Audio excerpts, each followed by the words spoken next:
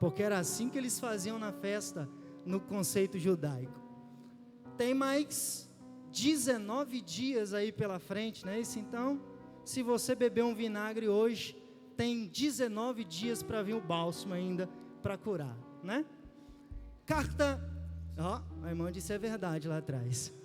Segunda carta de Paulo aos Coríntios, no capítulo 12, é um texto emblemático, é um texto conhecido, não tão esboçado, não tão pregado, mas conhecido. É Paulo quem é o autor, o Espírito Santo é quem o inspira. Paulo é conhecido pelos estudiosos e teólogos como sendo o maior apóstolo que já andou nessa terra, ainda, embora que este não tenha vivido 3 anos e meio com Jesus como os demais discípulos e apóstolos. Paulo sim, ainda é considerado o maior de todos os apóstolos. Paulo foi o maior implantador que os tempos bíblicos já viram de igreja. Foi Paulo quem implantou muitas igrejas no Novo Testamento. Paulo é escritor de pelo menos de 13 a 14 livros que compõem o Novo Testamento. Isso quer dizer que Paulo é autor de pelo menos metade do Novo Testamento que nós conhecemos. Não estamos falando de qualquer homem, estamos falando do apóstolo Paulo. Paulo é dono das maiores declarações de fé e comprometimento com o Evangelho. Foi ele quem disse a uma das igrejas que implantou e pastoreava: me gastarei e me deixarei gastar por amor de vós. Foi ele quem disse: já não vivo mais eu, mas é Cristo agora quem vive em mim. É ele quem faz a declaração dizendo: o morrer para mim é ganho, e se eu viver é Cristo. Paulo é dono das mais surpreendentes e poderosas declaração de comprometimento com o Evangelho e da fé cristã após a cruz de Cristo. Paulo, irmãos, é quem está orando. Paulo é quem escreve a segunda carta que endereça a igreja aos Coríntios. No capítulo 12, no seu princípio, se você pegar para ler, você vai perceber que Paulo vai falar acerca de um arrebatamento de espírito que este teve. Embora Paulo não se utilize da primeira pessoa, mas falando na terceira pessoa, dizendo: conheço um homem que na carne não sei, se fora dela também não sei. Foi arrebatado e levado ao terceiro céu, ao paraíso de Deus, e lá viu e ouviu coisas que são inefáveis e incompreensíveis aos homens. Por isso Paulo considerou não dividir tal experiência conosco. Há quem diga que esta expressão de Paulo não é lícito aos homens dizer, denota-se que Paulo um pouco se exalta. E há quem diga que por isso, quando João na ilha de Patmos tem a revelação do terceiro céu e contempla o paraíso de Deus, Jesus deixa muito claro, para não cometer o mesmo erro de Paulo, e diz: tudo que você vê aqui, João, tudo que ouvir, escreve. É óbvio, irmão, é natural que toda a experiência de Deus a nós, seja por mais individual que Ele nos conceda, serve para repassarmos, orientarmos e acrescentar a fé e edificação de alguém. Porém, Paulo julgou não lícito revelar. Ele continua dizendo e diz: por conta das revelações que possuía, por conta de muitas revelações que recebera, por conta das inspirações que Paulo tinha, para que este não se exaltasse, para que esse não se elevasse, para que este não se ensoberbecesse, segundo a sua própria palavra, Paulo diz: foi-me posto um espinho na carne, para não me exaltar acima da medida, por causa das revelações. É por conta deste espinho que Paulo escreve no verso 7, dizendo: acerca do qual eu orei 3 vezes ao Senhor, para afastar de mim, para remover de mim, para tirar de mim, para levar para longe de mim, para me livrar do sofrimento. Perceba que Paulo usa a expressão espinho na carne. Espinho na? Irmão, todos nós aqui, em algum ponto de nossa vida, talvez fazendo algum trabalho, fazendo alguma atividade, já teve uma ferpa que entrou no seu dedo, já teve um espinho que cravou no seu dedo. Aquilo incomoda, aquilo atrapalha, aquilo dói, e a gente não vê a hora, se não consegue tirar onde nós estamos, de chegar em casa para pegar uma agulha fina e remover, porque dói, incomoda, não dá para ficar com aquilo, porque o corpo automaticamente, o sistema imunológico indica com a dor, e se não for removido, inflama, que tem alguma coisa errada no seu corpo, que tem algum corpo estranho no seu corpo. Então Paulo está dizendo, o espinho não está só entre a pele e a carne, o espinho não está superficial, não, o espinho está cravado na minha carne. Paulo está dizendo dói, Paulo está dizendo incomoda, Paulo está dizendo traz sofrimento. Irmão, um espinho, se não for removido da nossa carne, humanamente falando, a gente precisa correr para um posto médico, porque se nós não conseguimos remover por conta própria, é necessário uma microcirurgia. Por quê? Porque aquilo inflama. A gente não tem sossego com espinho na carne. Tem? Não tem. Vai incomodar, você não vai conseguir dormir, vai inflamar, vai gerar algo pior. O que Paulo está dizendo? Eu tenho um espinho, eu não dou conta de tirar, eu não dou conta de remover, eu não dou conta de afastar para longe. A coisa é tão séria que Paulo declara e o denomina como sendo um mensageiro de Satanás, que de em tempos vinha e lhe esbofeteava na face. Ele diz: eu orei cerca de 3 vezes ao Senhor, para que afastasse de mim, para que removesse de mim, mas o Senhor me disse: Paulo, a minha graça te basta, e o meu poder se aperfeiçoa na fraqueza. Eu trago nesta noite uma mensagem emblemática, eu trago nessa noite uma mensagem de caldo grosso, eu trago nessa noite uma mensagem não para crente menino, mas para crente que tem maturidade. Eu sei que eu estou pregando para uma igreja matura e inteligente, amém? Eu vou repetir, eu sei que eu estou pregando para uma igreja matura e inteligente. É por isso que Paulo diz: eu orei para que Deus removesse. Qual é a resposta de Deus para Paulo? Não. Paulo disse: remove. Deus disse. Paulo disse: tira. Deus disse. Vou parafrasear para você entender. Paulo disse: Deus abre a porta. Deus disse não. Paulo disse: Deus cura. Deus disse não. Paulo disse: Deus entra. Deus disse não. Paulo diz: Deus faz alguma coisa. Deus diz não. Deus diz: remove, entra, porque eu não dou conta, só tu podes. E Deus diz não. Irmão, eu venho com uma palavra profética e bíblica aqui nesta noite. É necessário termos maturidade para entender os não de Deus. Deus é pai, irmão, sim ou não? Deus é teu pai?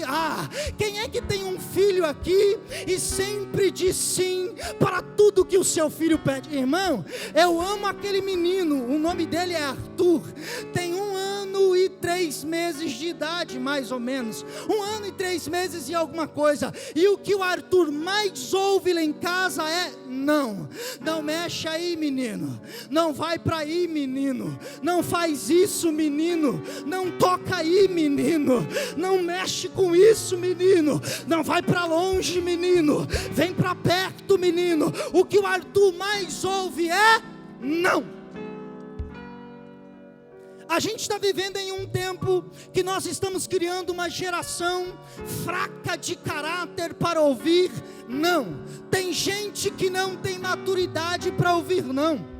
Tem gente que não tem maturidade para entender o não de Deus. Oh, irmão, pelo amor de Deus, é necessário ter maturidade para entender que nem tudo que eu pedir, nem tudo que eu quero está ligado ao propósito e à vontade de Deus. Paulo diz tira, Deus diz não. Nós estamos vivendo em um tempo que nós temos dificuldade para ouvir não. É preciso ter maturidade para isso. Se o moço ouve não da menina, quer terminar o relacionamento porque a moça disse não. Se o pastor diz não, o obreiro faz bico e diz: não vou mais, não faço mais, não participo mais de nenhum culto, não põe mais a minha mão, não ajudo mais, porque o pastor disse não. Se o pai diz não, o menino diz: meu pai não me ama mais. Por quê? Porque meu pai disse não. Eu fico olhando, irmão, algumas criações por aí, de filhos, e eu percebo que os pais têm dificuldade para dizer não. E eu percebo que além dos pais ter dificuldade de dizer não, as crianças têm dificuldade de entender não, porque só ouvem sim. Irmão, quando você diz mais sim do que não, você está formando alguém de caráter fraco, porque o que a gente mais vai topar nessa vida é com os nãos, é com as portas fechadas. Oh, irmão, ninguém é fortalecido por sim, porque o sim te estabiliza, o sim te faz estacionar, o sim te paralisa, o sim te acomoda. Mas quem crê, quando ouve não, diz: eu estou ouvindo não, mas eu vou continuar. Eu estou ouvindo não, mas eu vou permanecer tentando. A porta fechou, mas eu não desisto. Está tudo dando errado, mas eu não paro. Oh, Deus está te formando, Deus está te moldando esta noite. Talvez o ano de 2022 não foi muito bom para você. Talvez o ano de 2022 não foi muito adequado para você. E você diz: Deus, eu não entendi nada. Eu só ouvi não, eu só tive porta fechada, eu só tive problema, eu só tive embaraço. Todo plano deu errado, toda planilha foi pro água abaixo, tudo que eu pensei não deu certo, todo sim que eu esperava foi não. Mas Deus estava dizendo: fica tranquilo, se eu ouvir um não porque eu te amo, eu estou te formando. Se eu ouvir não porque eu estou te dando estrutura, eu estou te preparando. Oh, irmão, meu Deus, ninguém é formado no sim das vidas. Oh, irmão, nenhum grande já nasceu grande. Todo grande um dia foi pequeno. Nenhum vencedor foi vencedor, nasceu vencedor, sem antes se matricular na escola do fracasso e se formar dela. Nenhum grande vencedor hoje não teve grandes fracassos. O que Deus está dizendo é: eu estou te preparando, eu estou te formando, eu estou te...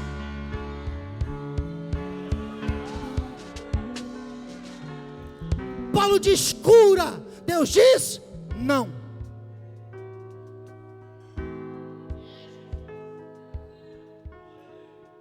Paulo diz: eu orei 3 vezes, A gente precisa desmistificar uma coisa aqui.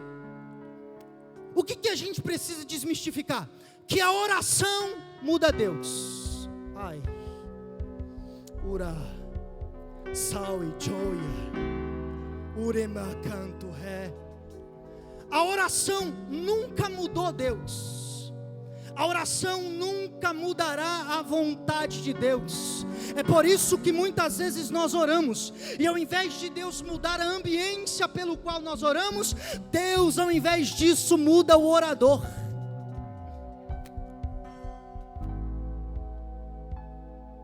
Vou te provar na Bíblia. Paulo orou 3 vezes e Deus disse não. Por que Deus não curou Paulo? Simples. Porque Paulo não tinha fé para ser curado? Não. Deus não curou Paulo por uma simples questão. Não era vontade de Deus. Você consegue entender que algumas coisas não acontecem na sua vida porque não é vontade de Deus? Você consegue entender porque algumas portas não se abrem porque não é a vontade de Deus? Você consegue entender porque algumas coisas não dão certo porque não é a vontade de Deus? Você consegue entender porque você não tem algumas respostas porque não é a vontade de Deus? Tiago escreveu no capítulo 1, disse: Deus não tem mudanças, não há sombra de variação, Deus é imutável. Irmão, a oração não muda Deus. A oração não é para fazer Deus fazer o que eu quero, não. A oração é para me conectar à vontade de Deus. Oh meu Deus, é por isso que quando os discípulos olhou para Jesus e disse: Senhor, ensina a gente a orar. Jesus disse: agora eu vou ensinar para vocês a oração modelo, o padrão de oração. Qual é o padrão? O padrão é esse aqui, ó: Pai nosso que está no céu, santificado seja o teu nome, venha a nós o teu reino. Se é reino, tem governo. Se é reino, tem domínio. Se é reino, tem direção. Se é reino, tem alguém que governa, tem alguém que manda. Venha a nós o teu reino, seja feita a tua vontade, assim como é no céu, na terra. No céu, na terra. Oh irmão, a oração não é para mudar a vontade de Deus. A oração é para nos conectar a ela. Por quê? Porque está escrito em Romanos capítulo 12, versículo 2: não vos conformeis com este mundo, mas transformai-vos pela renovação do vosso entendimento. Todo entendimento emana da palavra de Deus, mas transformar-vos pelo vosso entendimento, para que experimenteis qual seja a boa, a perfeita, a agradável vontade de... A vontade de Deus é melhor. A vontade de Deus é melhor. A vontade de Deus é melhor. Eu não sei o que você está pedindo, eu não sei o que você está buscando, eu não sei o que você está pedindo para Deus, mas Deus está dizendo: a minha vontade é melhor. A vontade de Deus é boa. A vontade de Deus é perfeita. A vontade de Deus é A sua vontade pode até gerar algum fruto momentâneo. A sua vontade pode até gerar alguma alegria momentânea, mas só a vontade de Deus vai gerar em nós frutos permanentes. Quer ver? Jesus está no Getsemane, no alto da agonia, e alguém diz que por ser Deus, Ele sente os cravos por antecipação. Ele sente os cravos no pé por antecipação. Ele sente os cravos na mão por antecipação. A coroa de espinho na cabeça por antecipação. É esbofeteado na face e sente a dor por antecipação. Sente o escárnio, sente a agonia, sente o desprezo, sente a traição por antecipação. E ele está no monte, no Getsemane, ele está orando. Ele vai orar assim: Pai, eu não dou conta, não dou conta, eu não dou conta, eu não aguento, é muita dor, é muito sofrimento, passa de mim o cálice, passa de mim, porque o que eu quero é não sofrer, o que eu quero é não viver essa dor, o que eu quero é não passar por essa angústia, o que eu quero é não passar por esse sofrimento, o que eu quero é não ter essa perca. Mas ele está orando, e como a oração nos conecta à vontade de Deus, porque se Jesus não vai para a cruz e o cálice é passado, não tem Madureira em Pradópolis, irmão, não. Se Jesus não vai para o Calvário e ele não bebe o cálice da dor, do sofrimento, não tem, você não está sentado aí para adorar a Deus. Não tinha igreja na terra, não havia salvação. Se Deus faz a vontade de Jesus na oração, todo mundo que está aqui está perdido, mas ele está orando: passa de mim o cálice, passa de mim o cálice, passa de mim o cálice, passa de mim o cálice, passa de mim o cálice. De repente Vou parafrasear. Ele estufa o peito, olha para o céu e diz: Pai, mas todavia, não seja feita a minha vontade, mas a tua é melhor, a tua é melhor. Segure a mão levantada, porque eu vou liberar uma verdade bíblica para a sua vida aqui hoje. Paulo escreveu aos Romanos capítulo 1, que alguns são entregues às suas próprias vontades. Quem está entregue à própria vontade está perdido. Quem está entregue à própria vontade está condenado. A Bíblia nos diz que alguns são entregues à sua própria vontade. Paulo mesmo orando e explicando para a igreja aos Coríntios, que algum ele mesmo entregou à vontade de Satanás. Então, segundo a Bíblia, uns são entregues à própria vontade, outros são entregues à vontade do diabo. A sua vontade e a do diabo está perdido do mesmo jeito. Mas hoje eu vim liberar uma verdade bíblica. Você não está na vontade do diabo, você não está entregue na vontade do diabo, você não está entregue às suas próprias vontades, você está na vontade dele aqui hoje. Você está Quem te rege não é o inferno, quem te direciona não é você mesmo, não são os homens, é a vontade de Deus. Quem pode adorar Ele por sua vontade? Quem pode adorar Ele por sua rebai? Gemenense canto, Ebedesh naragai. A vontade de Deus é melhor. A vontade de Deus vai gerar fruto, vai gerar fruto permanente. Você lembra de Ana? Ana orou mais de 20 anos para que Deus lhe desse um filho. Por quê? Porque todos os anos ela subia para o templo, e quando ela subia para o templo, Penina, que era frutífera, chacoalhava o filho que todo ano tinha. Naquele tempo não tinha método contraceptivo, não, era um filho por ano, irmão, era um filho por ano. Então eu imagino, cada ano Penina sacudindo um filho, pastor Edmar, cada ano Penina sacudindo no colo um filho, pastor Melim. E ela dizia assim para Ana: eu tenho, você não tem. Eu sou frutífera, você não é. Eu sou abençoada por Deus e você é amaldiçoada. Teu ventre é seco, tua terra não é fértil. E Ana subia, Quando ela ia para o templo, ela ajoelhava. E eu imagino Ana dizendo: Pai, eu preciso de um filho. Estou parafraseando: Pai, eu preciso que o Senhor abra a minha madre. Eu preciso que o Senhor resolva esse problema. Por quê? Porque eu quero esfregar meu filho na cara de Penina. Eu não aguento mais ser humilhada, eu não aguento mais ser pisada. Pai, me dá um filho, destrava esse negócio, abre essa porta, faz alguma coisa, me dá um filho. Ana orou por mais de 20 anos. Mas um dia, pastor Eurimar, ela subiu para o templo, e naquele dia Ana disse: chega, eu não vou pedir o que eu quero. Chega, eu não vou pedir como eu pedi até hoje, eu vou pedir diferente.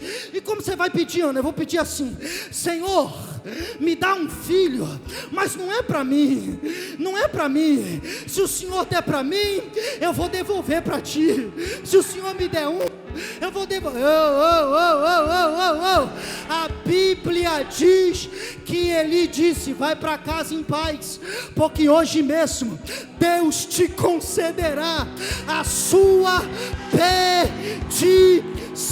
Oh meu Deus. É ela quem escreve um cântico de vitória no capítulo 2. E ela diz: minha boca se dilata sobre os meus inimigos. Porque é Ele quem abate e quem exalta. É Ele quem pega o pobre do pó e desde o monturo põe para sentar-se entre os grandes. É Ele que faz tudo isso. Até a que era frutífera, a que tinha muitos filhos, enfraqueceu. E a que tinha um ventre seco, a que não tinha nenhum agora teve 6. Vou repetir. É ela quem agradece, dizendo: a que não tinha nenhum agora tem 6. A vontade de Ana era 1, mas quando ela conectou a vontade de Deus, Deus disse: eu preciso de um profeta. Você me dá um profeta e eu te dou 6 filhos. Você me dá um profeta, eu te dou 6 filhos. Eu vou liberar. A vontade de Deus para a sua vida é melhor. Tem gente que entrou aqui pedindo uma coisa e está choramingando porque está anos pedindo e ainda não recebeu. Deus está dizendo: você está por fora. A minha vontade é melhor. Eu não tenho 1, eu tenho 6. 10. Eu não tenho 10, eu tenho 20. Eu não tenho 30, eu tenho Serebai, Tchomene, Sicanúbria. A vontade de Deus é melhor. Eu quero que você cutuque esse irmão que está do seu lado. É só dessa vez que eu vou pedir isso. Não é do meu feitio. Toca no ombro dele e diga para ele assim: irmão, a vontade de Deus para a sua vida é melhor. Derefai chobe, uramai canto remenens. Derefai chocobodorosu igaragai. A vontade é melhor. A vontade dele é melhor, a vontade dele é melhor. Sua visão é curta, sua visão é momentânea. Você não enxerga, você não sabe o que vai acontecer daqui 5 minutos. Eu nem sei se eu vou conseguir descer desse púlpito, porque o depois de agora não me pertence, eu não sei. Mas os olhos de Deus, na eternidade, na eternidade de Deus, irmão, passado, presente, futuro, está acessível no mesmo tempo. Eu vou mais longe para você entender o que eu estou pregando. Salmos de número 139, Davi disse assim: tu com os teus olhos me contemplaste no ventre da minha mãe, viste os meus ossos ainda informes. Todos os meus dias foram escritos no seu livro, ainda antes que eles tivessem existido. É por isso que quando Deus diz para Jeremias no capítulo 1: antes que te formasse no ventre, eu já te conhecia. Sabe o que Deus está dizendo? Você não sabe, você não sabe, você não sabe, mas eu já escrevi toda a sua história. Eu sei o que é melhor para você. Eu sei o que é melhor para tua casa.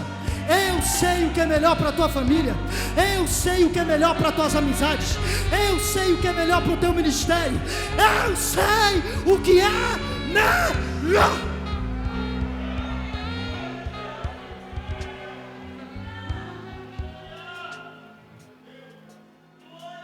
É por isso que na Bíblia a única oração correta foi a do leproso.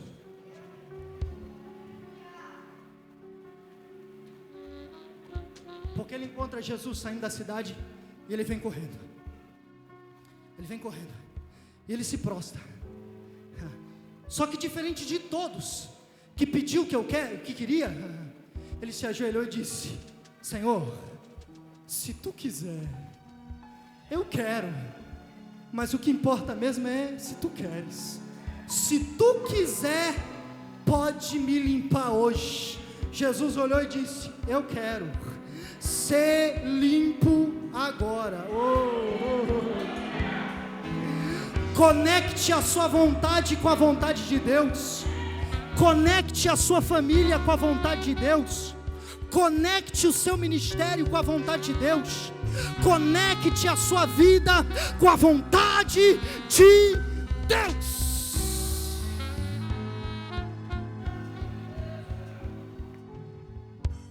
Minha vontade é melhor. Tira. Faz. Por quê? Porque não é minha vontade. Simples.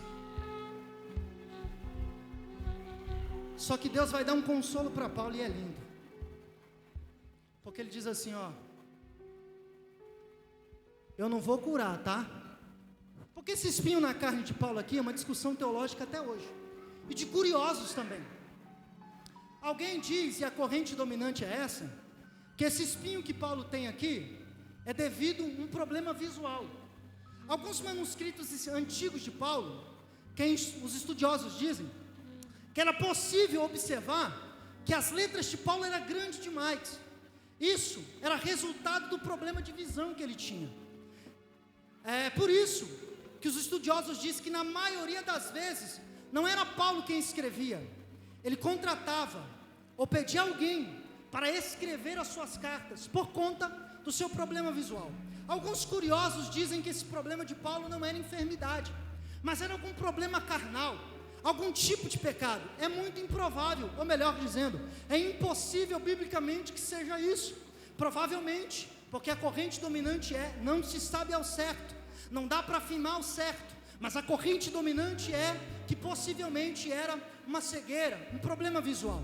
Então Paulo está dizendo cura, e Deus diz não curo, só que eu vou deixar uma coisa para você, Paulo, muito melhor do que a cura. O que é, Deus? Se o Senhor não vai curar, se o Senhor não vai fazer o que eu quero, o que é tão bom quanto o que eu quero? Paulo, me cura? Não, mas eu não vou te curar, mas eu vou te dar algo muito melhor. O que? Minha graça te basta. Cura? Não, minha graça te basta. Abre a porta? Não, minha graça te basta. Ou na minha tradução, que é mais próximo do grego original, a minha graça te é o suficiente.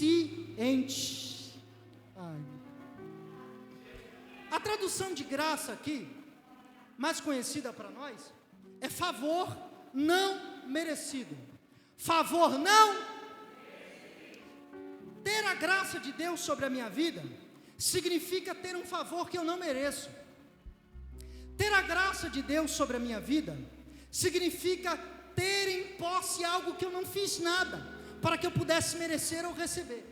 Receber a graça é ter direito a algo que eu não tenho direito. Aí Deus está dizendo assim, minha graça te é o suficiente. Sabe qual é o problema de muito crente? O problema de muito crente é que ele está dizendo assim, eu preciso que aquela porta se abra para eu ser completo.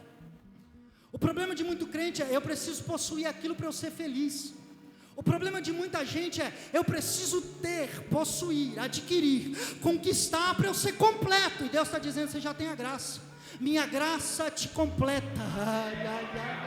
Alguém diz assim, eu preciso de alguém para tampar essa solidão que eu tenho aqui. Eu preciso de uma companhia. Deus está dizendo, fica na tua, porque eu já te dei mais do que você precisa. A graça te é suficiente. Quem pode levantar a mão e adorar Ele pela graça? Pela graça, eu sei, a porta não abriu, não quer dizer que não vai abrir, mas talvez não tenha aberto ainda, mas você tem a graça. Eu sei, talvez você não nasceu na família que você queria, mas você tem a graça. Eu sei, você não mora na casa que quer, você não tem o que quer, você não tem o emprego que quer, não ganha o salário que quer, mas Deus está dizendo, você tem a graça. Você tem a graça, você tem a graça de Deus te completa hoje, a graça de Deus te transborda hoje, a graça de Deus te enche hoje, em nome de Jesus. A graça. Favor não merecido. Graça é favor não merecido. Graça salvífica. Irmãos, isso aqui é lindo e é muito sério. Minha graça te é o suficiente. Ter a graça é receber um favor que eu não merecia. Ter a graça é receber algo que eu não tinha direito. Receber a graça é receber algo que eu não fiz nada para ter, para possuir, para merecer. Eu recebi, é presente de Deus, é dom gratuito de Deus. Graça salvífica. A graça no Calvário nos deu acesso à salvação, porque sem a graça de Deus, a Bíblia diz que nós estávamos destituídos da glória. Sem a graça de Deus, a Bíblia diz que nós estávamos condenados ao inferno. Irmão, da ponta do último banco, dos irmãos que estão em pé, me permitam por favor, do altar, permitam-me senhores por favor, da última cadeira do altar, de mim que estou pregando, e do último irmão lá da igreja, sem a graça, todos nós só merecíamos ir para o inferno de ponta cabeça. Por quê? Porque em Colossenses capítulo 3, Paulo escreveu dizendo, no Calvário, na cruz, ele cravou a cédula, o escrito de dívida que era contra nós. O que Paulo está dizendo?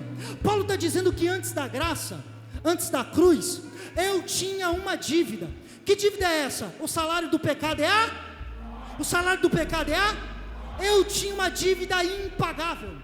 Meu sangue não era o suficiente para pagar essa dívida, porque era necessário um sangue puro, era necessário alguém santo, alguém imaculado. Só Jesus poderia pagar, ninguém podia pagar, nem a sua morte pagaria a dívida. É por isso que a gente morrendo sem a graça, iríamos para o inferno. Só Jesus podia pagar a dívida. Então Paulo está dizendo assim, ó, no Calvário ele cravou a dívida.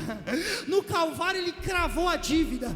Então antes da graça nós éramos devedor, antes da graça nós éramos réu, antes da graça nós éramos condenados, mas a graça gritou lá no alto do Gólgota, sobre a cruz do Calvário, e disse: Pai, está pago.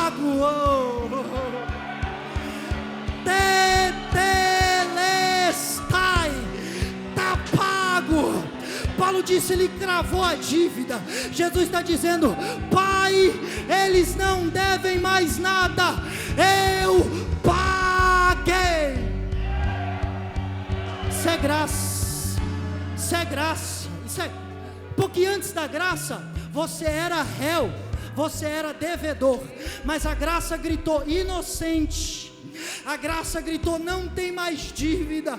A graça gritou: não é mais réu. Eu gosto disso, e eu vou encerrar nesse tópico aqui. Não vou falar do poder que se aperfeiçoa na fraqueza, eu vou encerrar na graça. Eu gosto disso porque antes da graça era inferno, antes da graça era antes da graça eu era devedor, antes da graça eu era antes da graça eu não tinha nada, só o fogo do inferno. Antes da graça eu não tinha. Só que Paulo diz, ele cravou no Calvário a dívida que eu tinha. Ele cravou na cruz o escrito de dívida que eu tinha. Quando ele crava na cruz o escrito de dívida e diz para o Pai: Tetelestai, está pago, está consumado, eles não devem mais nada. Eu gosto disso, porque em 1 Coríntios capítulo 11, ou em 2 Coríntios capítulo 11, a Bíblia diz que está escrito lá, no verso 26, e Jesus, tomando o cálice, disse: ai, esse cálice é o novo testamento do meu sangue que é derramado por vós. Vou repetir. Jesus diz assim, ó: esse cálice é o novo testamento do meu sangue, que é derramado por vós. Ai, irmão, antes da graça, você não tinha nada, réu, condenação e dívida. E depois da graça, testamento. Ah, você não entendeu, é por isso que você não deu glória. Ó, depois da cruz, eu que não tinha nada, agora eu possuo um testamento.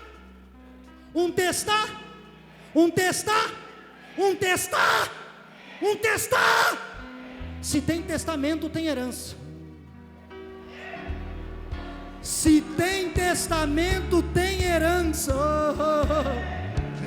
Ai. Olha para esse irmão, diga para ele: você tem herança, irmão, você tem herança. Você tem qual que é a herança, irmão Tiago? Porque eu queria conquistar tudo aqui, eu queria ter as coisas boas aqui. Jesus disse assim: não acumula tesouro aqui, porque ladrão rouba, traça, rói, ferrugem come, mas acumula no céu, porque lá não tem ladrão, lá não tem traça, lá ninguém rouba, lá ninguém mina. Qual é a herança? João capítulo 14. Ai, não turbe o vosso coração, credes em Deus, credes também em mim. Na casa de meu pai há muitas moradas. Eu vou parar aqui. João 14, não turbe o vosso coração, credes em Deus, credes também em mim, porque na casa do meu pai, oh meu Deus, há muitas moradas. Tem uma casa lá para você. Vou repetir: tem uma casa lá para você. Você não vai morar aqui, você vai morar no céu.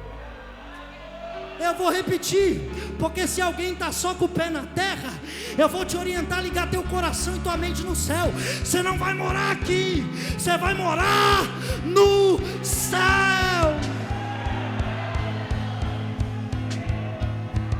Apocalipse capítulo 21, e eu paro. Apocalipse capítulo 21, e eu, João, vi o que, João? A nova Jerusalém que de Deus descia do céu. Derefai, Jobederesh, canto ré. A nova Jerusalém que de Deus descia do céu. Você viu, João? Eu vi. E Deus disse assim: eis aí o tabernáculo de Deus, que habitará entre os homens. Eles habitarão com ele, e eles com eles. Eles serão seu povo, e ele será o seu Deus.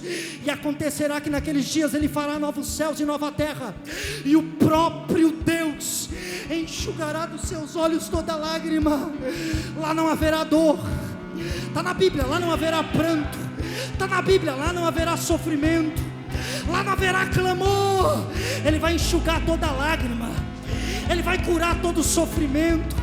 Ele vai estancar todo o ferimento. Ai, você foi traído aqui, irmão, perdoa logo, porque lá no céu não vai ter traição. Lá no céu não vai ter enfermidade. Lá no céu não vai ter pobreza. Lá no céu, ai. Quem vai para lá? Quem vai? Quem vai para lá? Quem vai?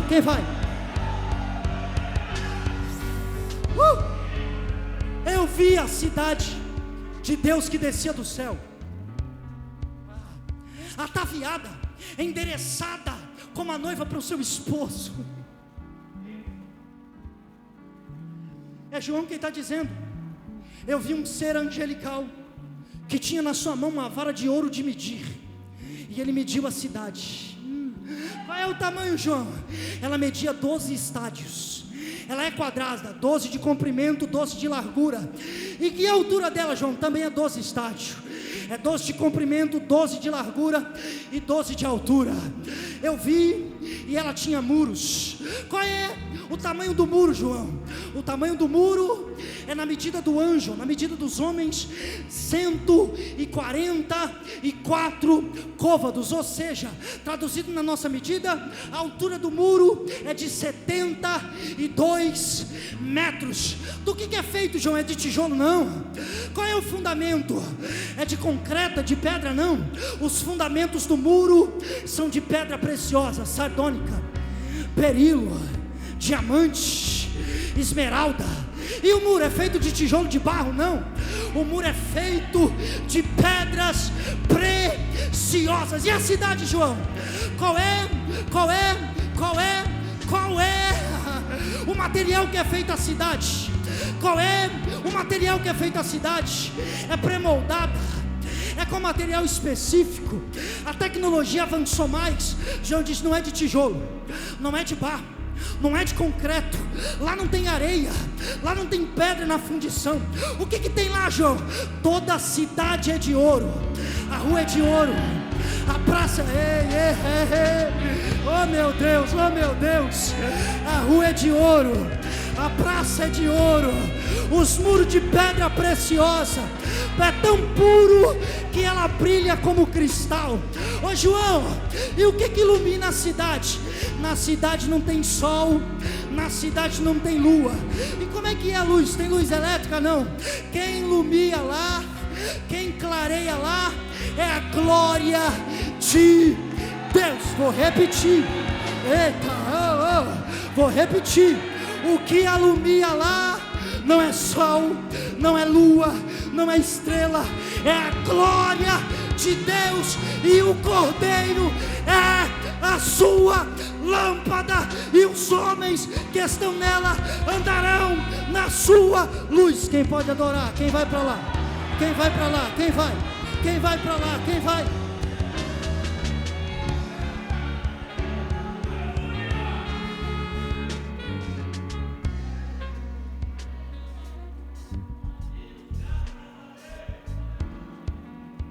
É graça.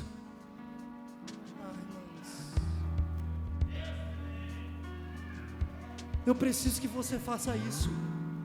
Cutuque o seu irmão e diga para ele: agradeça pela graça.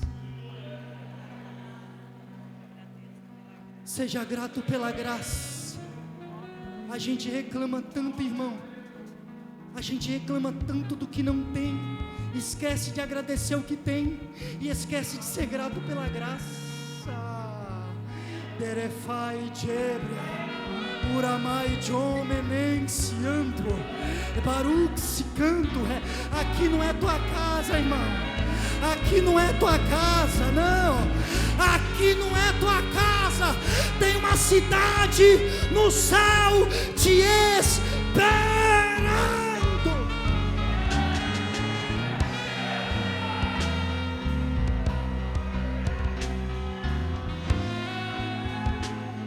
Eu gosto do versículo 5 de Apocalipse 21, porque no verso 5, no meio da visão, João diz assim: e aquele que estava sentado no trono disse: João, eis que eu faço novos céus e nova terra. Escreve tudo o que ouvires, porque estas palavras são verdadeiras e fiéis. Ai, meu Deus, eu não estou falando para você de um conto de carochinha. Eu não estou falando para você de um filme que foi inventado, de uma história inventada. Eu estou falando para você de um Deus que te prometeu que viria buscar uma igreja lavada, remida no sangue do Cordeiro, para passar a eternidade com.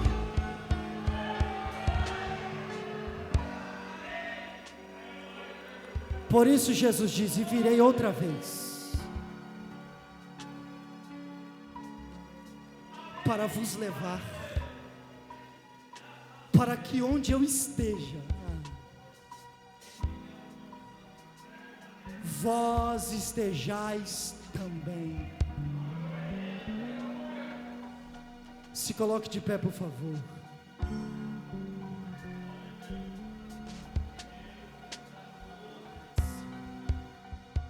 Baruch Menense cai de obria.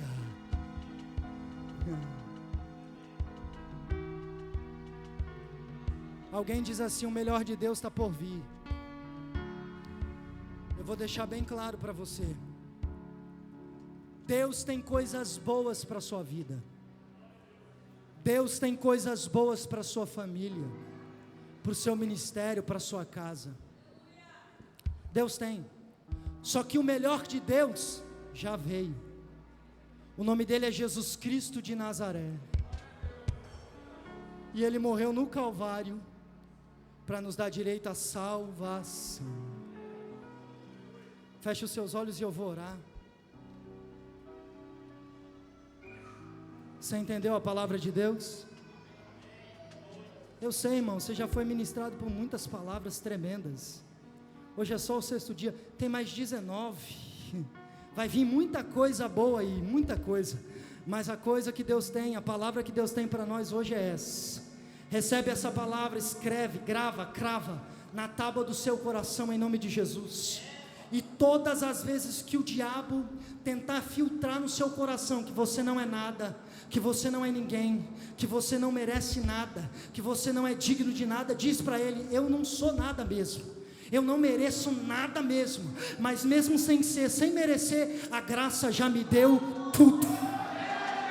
Tudo, tudo, tudo. Feche os seus olhos. Senhor Deus e Pai, nessa noite nós te glorificamos. Perexia, Uro, Amundio, Neva, Uchek, Baruch se canto, remenência. Sua palavra foi pregada e eu preguei, Deus. Preguei com base na fidelidade com que o teu Espírito me revelou. Pai, que esta palavra, que o poder dela, que o peso dela caia sobre nós. Que o Senhor firme, como uma estaca bem firme, como um carimbo que não pode ser removido. Carimba com teu sangue no coração e na alma dele. Carimba com teu sangue no coração e na alma dela o poder dessa palavra, Deus. Faça ele entender que é um céu esperando. Faça ela entender que é uma cidade esperando. Faça ela entender que ela tem pai, Deus. Faça ele entender, Deus, que ele não merecia, mas o Senhor deu tudo para ele, mesmo que ele não merecesse. Pai, em nome de Jesus, esta noite, que a tua graça que está sobre nós, que a tua graça que está sobre esta casa, tampe, meu Deus, qualquer ruptura. Deus, sobreponha qualquer tristeza que há na alma, qualquer tristeza que há no coração. Pai, tudo que tem angustiado esse homem, tudo que tem angustiado essa mulher, a tua graça completa ele hoje. A tua graça completa ela hoje. Pai, o mundo diz que para ser temos que ter, mas nós sabemos que nós somos, porque já possuímos tudo, somos herdeiros do Cordeiro, o céu é nosso. Pai, que essa verdade bíblica fique impregnada no nosso coração e na nossa alma esta noite. É o que eu te peço, Deus, com base na sua palavra, e te agradeço em nome de Jesus. Amém e amém. Meus irmãos, muito obrigado pela sua paciência. Que Deus permaneça convosco, te orientando, te funcionando, porque Deus é bom e Ele é a causa, motivo, circunstância e razão pelo que estamos aqui essa noite. Obrigado, pastor Urimar, missionária Selma, todos os corpos de obreiro, toda a igreja. Deus abençoe em nome de Jesus. Aleluia, adore ao Senhor. Vamos lá, todo mundo adorando o Senhor.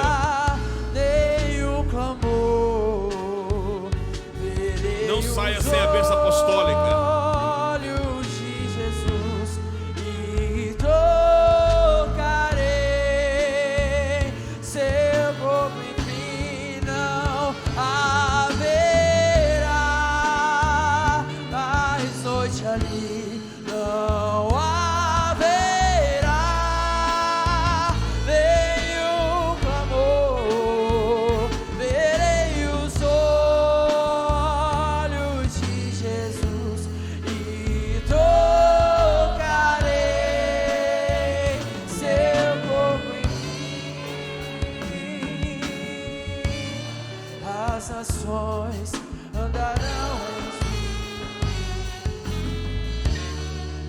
As portas jamais se fecharão.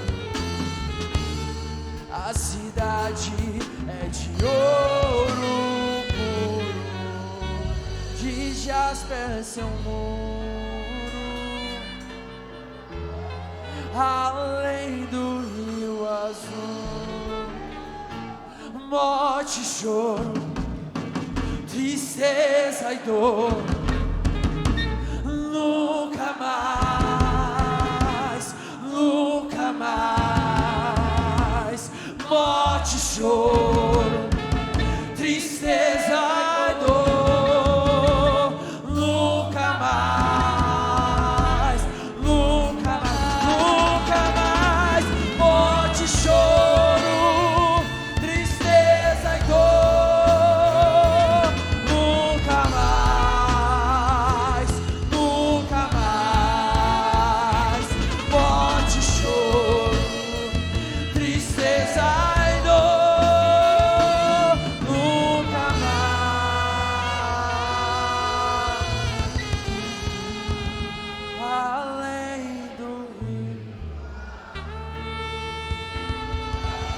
Louvado e engrandecido seja o Deus. Aplaude Ele, aplaude ao toda a igreja.